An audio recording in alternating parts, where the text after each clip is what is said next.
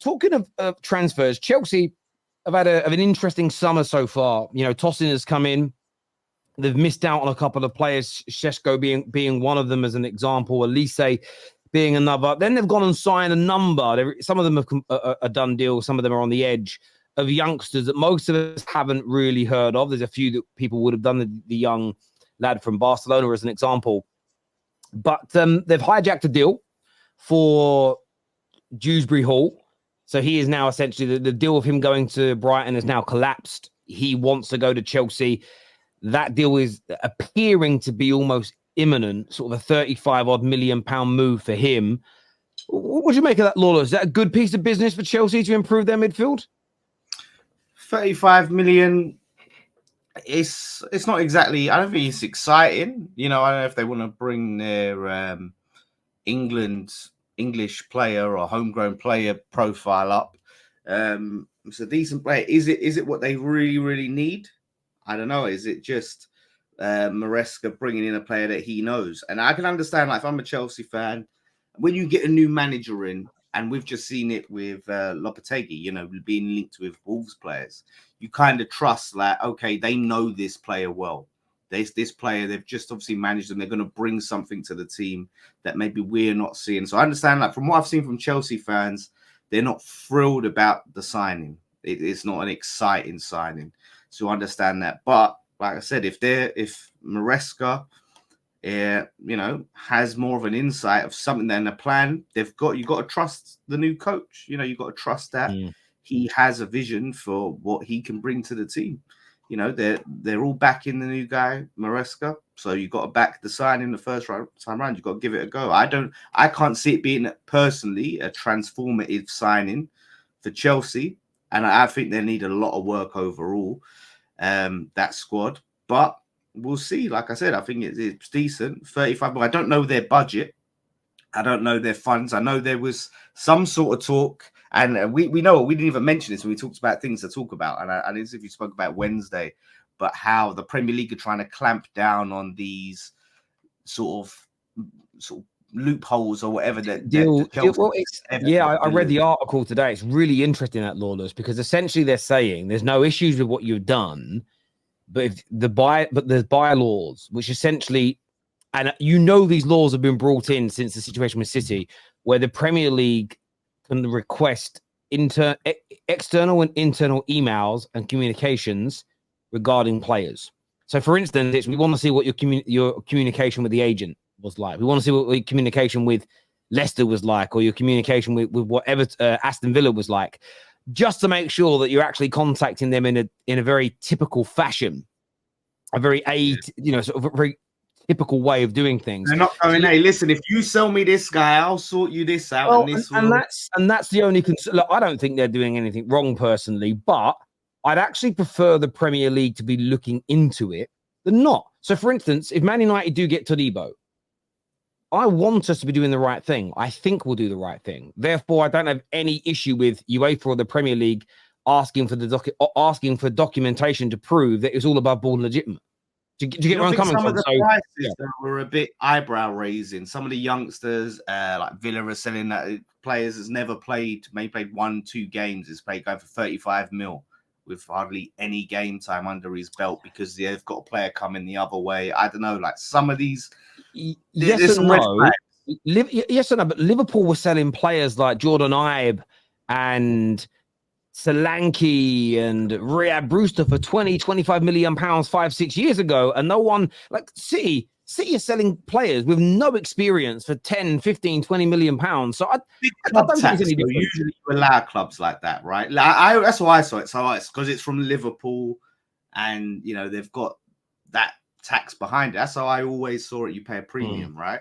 We used to sign players from Man United or from Arsenal, and we used to sign their cast off for. But it's just when I look at a Villa player and a Villa selling to a Chelsea and they're paying a premium, I don't know. But I see your point. But I can see why the Premier League have come out and go, we're going to look into this because it's obviously raised a red flag enough for them to come out and say that, right?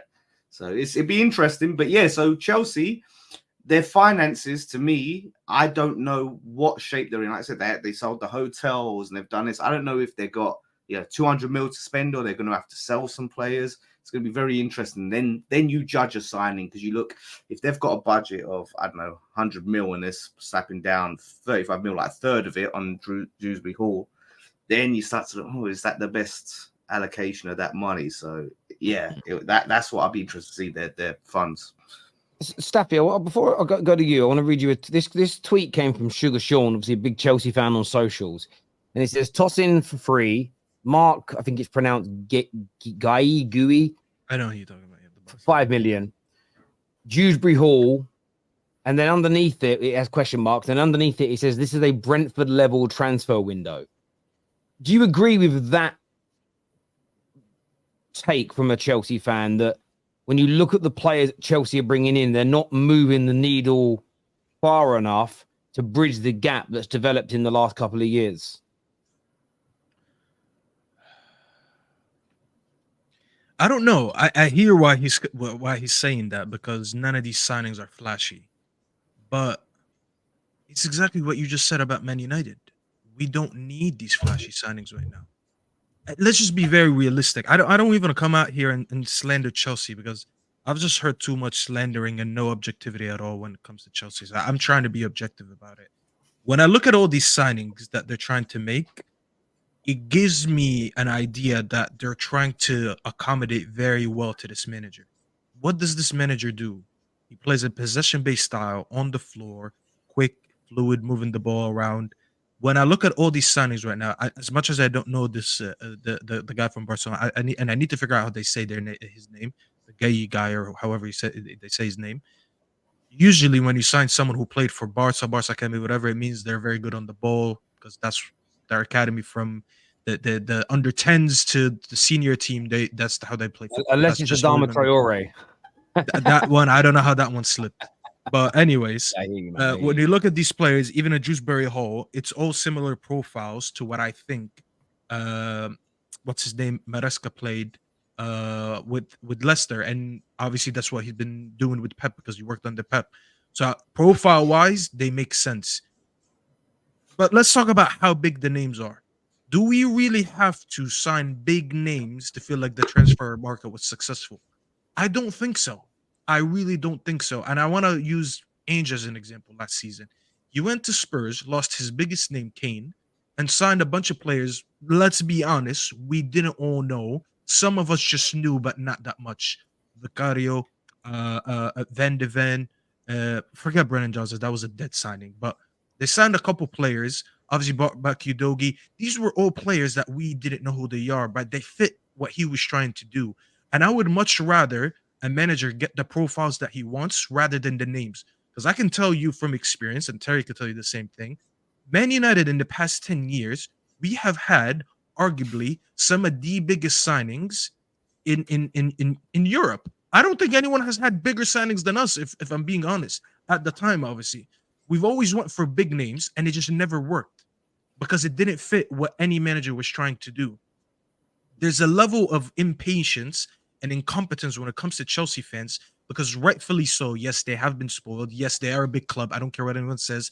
I heard people trying to say they're not a big club. No, they are a big club. Sometimes that still plays a part in them being a little bit impatient and acting like brats, and so be it.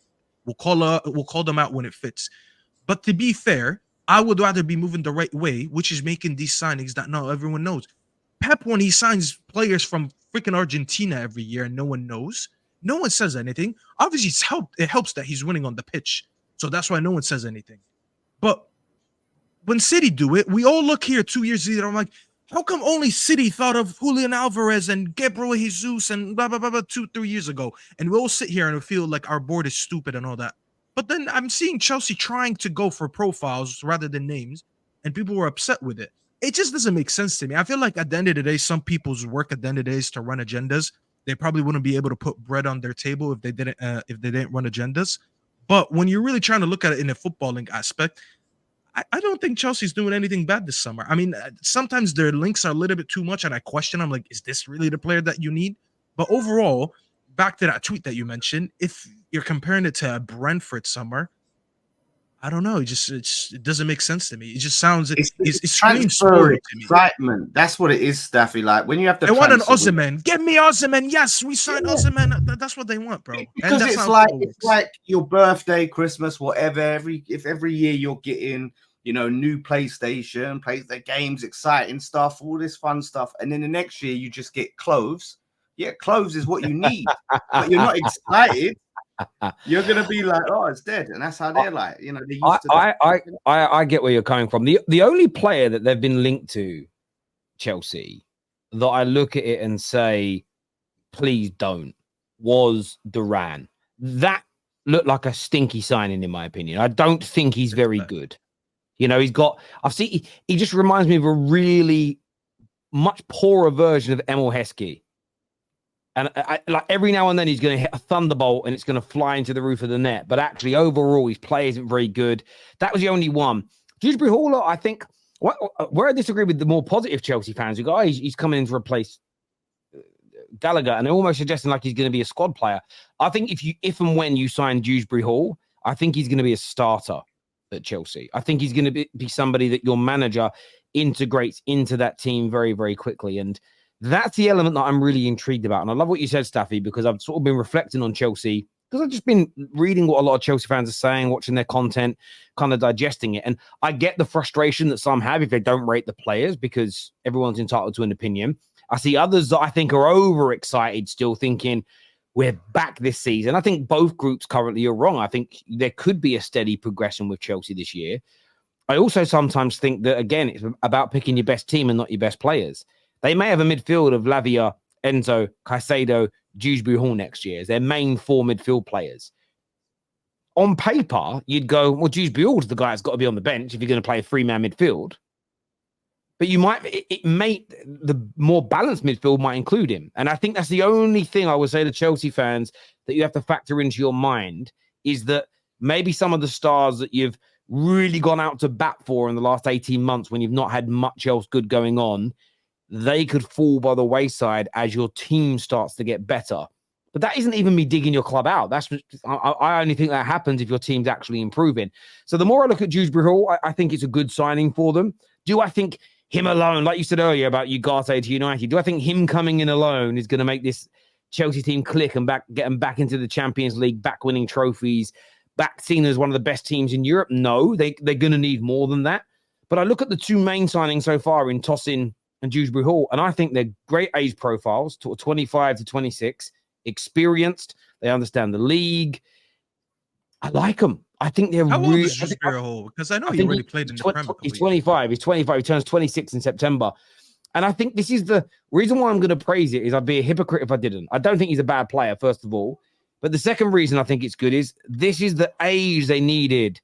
When I just saw them in the last week, just linked to 18, 19, I'm like, okay, I get the methodology, but you've got to add some experience into this squad. And I don't even mean 500, 600 games old. I mean, there's some actual fully grown men. Men's frontal lobes don't develop until they're about 25, fully develop. You're not fully grown up until around 25.